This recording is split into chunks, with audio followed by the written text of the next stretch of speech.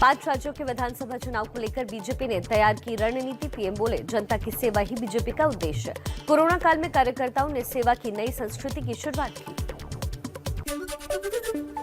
BJP की बैठक के बाद भूपेंद्र यादव ने कहा, 5 राज्यों के विधानसभा चुनाव पर चर्चा हुई। प्रदेश अध्यक्षों और सीएम ने रोड मैप रखा। पंजाब में बीजेपी सभी सीटों पर चुनाव लड़ेगी। बीजेपी कार्यकारिणी की बैठक में पहुंचे पीएम मोदी का महिलाओं ने छठ का गीत गाकर किया स्वागत। छठ पूजा की थाली लिए महिलाओं को पीएम ने हाथ जोड़कर नमस्कार किया। बीजेपी के वरिष्ठ नेता लालकृष्ण आडवाणी और मुरली मनोहर जोशी राष्ट्रीय कार्यकारिणी की बैठक में वर्चुअली शामिल हुए। कोरोना की वजह से सभी सदस्य शामिल नहीं हो पाए। बीजेपी राष्ट्रीय कार्यकारिणी में दिखा योगी आदित्यनाथ के बढ़ते राजनीतिक कद का असर। बैठक में सीएम योगी ने राजनीतिक प्रस्ताव पेश किया। राष्ट्रीय कार्यकारिणी की बैठक पर बोले यूपी के प्रदेश अध्यक्ष स्वतंत्र देव सिंह। कहा, चुनावी राज्यों में केंद्र और राज्य सरकार की योजनाओं के काम पर चर्चा हुई। बीजेपी की राष्ट्रीय कार्यकारिणी की बैठक पर कांग्रेस का तंज। कहा, राष्ट्रवादियों को राष्ट्रीय कार्यकारिणी की बैठक। चीन को लेकर रणनीति साझा करे सरकार। गौतम बुद्ध नगर में जेवर एयरपोर्ट के शिलान्यास की तारीख तय हो गई है। 25 नवंबर को जेवर एयरपोर्ट का भूमि पूजन कर सकते हैं पीएम मोदी। जेवर में एशिया का सबसे बड़ा एयरपोर्ट बन रहा है। गृह मंत्री अमित शाह का 12 और 13 नवंबर को यूपी दौरा। वाराणसी, आजमगढ़ और जौनपुर में पार्टी के कार्यक्रम में शामिल होंगे।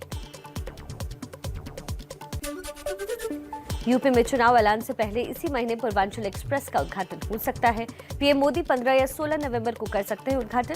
लखनऊ से गाजीपुर तक 340 किलोमीटर लंबा है Purvanchal express. Purvanchal express way के उद्घाटन को लेकर अखिलेश यादव का सीएम योगी पर तंज। कहा, Purvanchal express way Agra Lucknow express way से अच्छा नहीं है। यूपी के सीएम योगी आदित्यनाथ का आज शामली और रामपुर का दौरा। कोरोना में वापस लौटे पलायन करने वाले परिवारों से मिलेंगे। कई लोगों का शिलान्यास और लोकार्पण भी कई योजनाओं का शिलान्यास और लोकार्पण करेंगे। समाजवादी पार्टी के अध्यक्ष अखिलेश यादव ने अंबेडकर नगर में रैली की। कहा, 2022 में बदलाव होकर रहेगा। बीएसपी से निकाले गए राम अचल राजभर और लालजी वर्मा समाजवादी पार्टी में शामिल होंगे। बीएसपी सुप्रीमो मायावती का अखिलेश यादव पर हमला। कहा, बीएसपी और दूसरी विपक्षी पार्टियों से निकाले गए लोगों को लाने से समाजवादी पार्टी का जनाधार नहीं बढ़ने वाला। समाजवादी पार्टी अध्यक्ष अखिलेश यादव ने सीएम योगी पर साधा निशाना। बोले, मुख्यमंत्री को लैपटॉप चलाना नहीं आता, इसलिए लैपटॉप नहीं बांटे। और आइए तेज रफ्तार से आपको कुछ और जरूरी खबरें बता देते हैं। निषाद पार्टी के अध्यक्ष संजय निषाद का विवादित बयान। कहा, अयोध्या के राजा दशरथ के पुत्र नहीं थे राम, बल्कि पुत्रेष्टि यज्ञ कराने वाले श्रृंगी ऋषि के बेटे थे।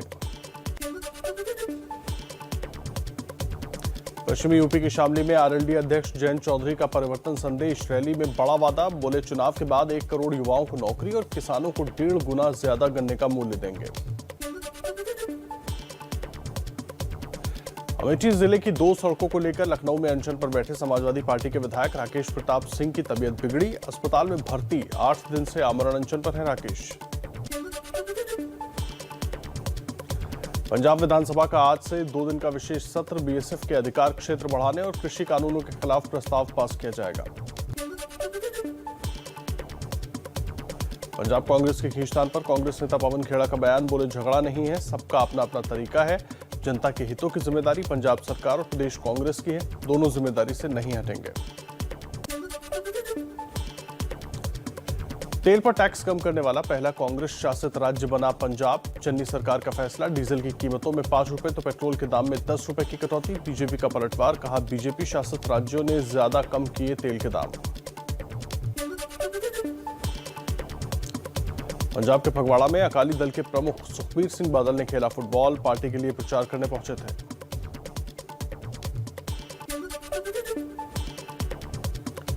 गोवा में खनन रोक के खिलाफ अभियान चलाने वाले नेता पोती गांवकर आम आदमी पार्टी में शामिल। दिल्ली के सीएम अरविंद केजरीवाल की मौजूदगी में सदस्यता ली।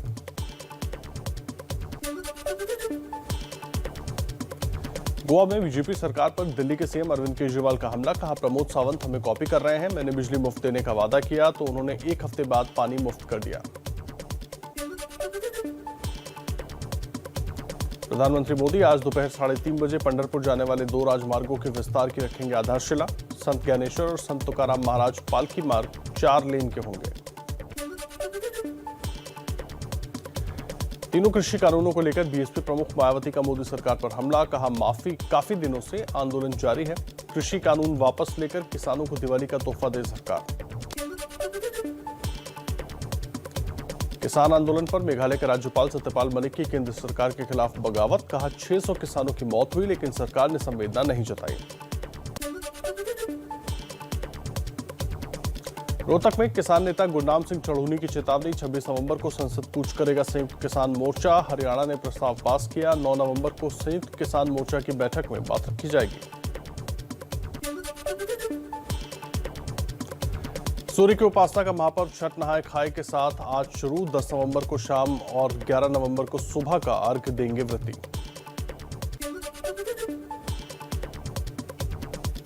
बीजेपी नेता प्रवेश वर्मा की दिल्ली सरकार को चुनौती। बोले मैं आज आईटीओ पर छठ पूजा स्थल की साफ सफाई कराकर पूजा शुरू कर रहा हूं। अगर केजरीवाल में हिम्मत है तो रोक कर दिखाएं।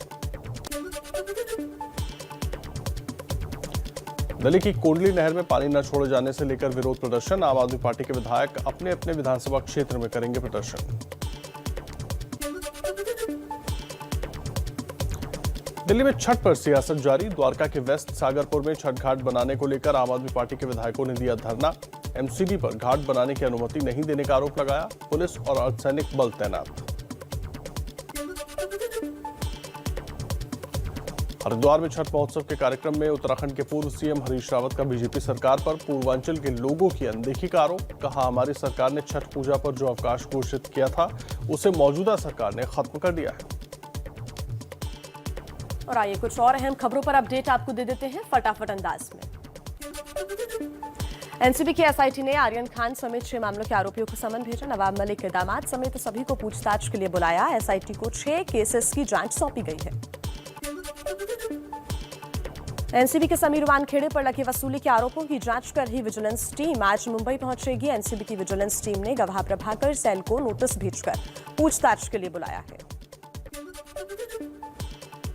क्रूज ड्रग्स मामले में सुनील पाटिल ने मुंबई पुलिस की एसआईटी के सामने दर्ज कराया बयान। एबीपी न्यूज से बातचीत में सुनील पाटिल ने कहा मैं मास्टरमाइंड नहीं हूं। क्रूज पार्टी के नीरज यादव ने पहली टिप दी थी। नीरज के बीजेपी नेताओं के साथ रिश्ते।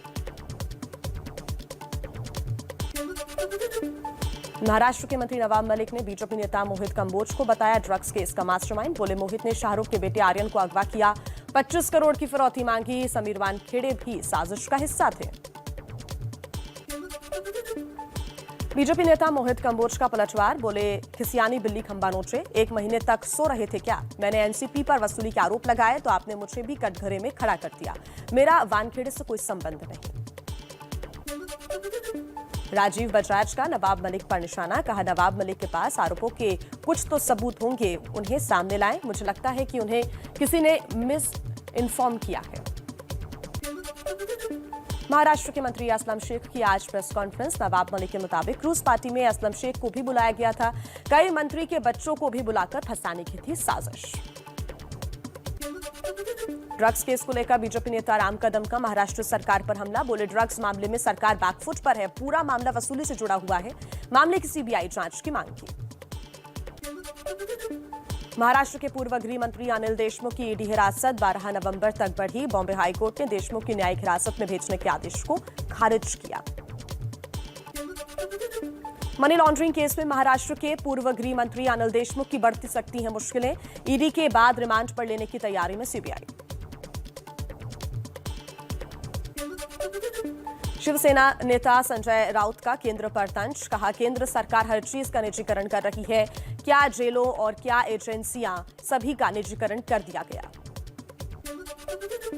आर्यन ड्रग्स विवाद के बीच दिल्ली आए थे फिल्म अभिनेता शाहरुख खान। खबरों के मुताबिक शनिवार रात चार्टर्ड फ्लाइट से दिल्ली पहुंचे थे। रविवार को लौट गए। बिहार के वैशाली में दिल दहला देने वाली घटनाएं सामने। दबंगों ने एक बुजुर्ग की पीट कर बेरहमी से हत्या की। प्यास लगने पर दूसरे के चापाकल पर पानी पीने चला गया था बुजुर्ग। आरोपियों की तलाश में जुटी हुई है पुलिस। शराबबंदी वाले बिहार में जहरीली शराब से लगातार कई मौतों के बाद खुली पुलिस प्रशासन की नींद। बक्सर में कई जगहों पर छापा, भारी मात्रा में शराब भी बरामद।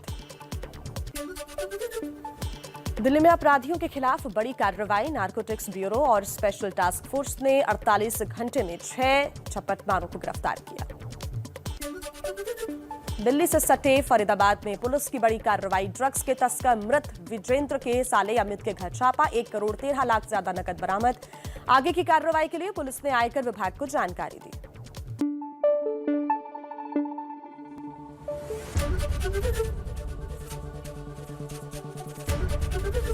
एबीपी न्यूज आपको रखे आगे।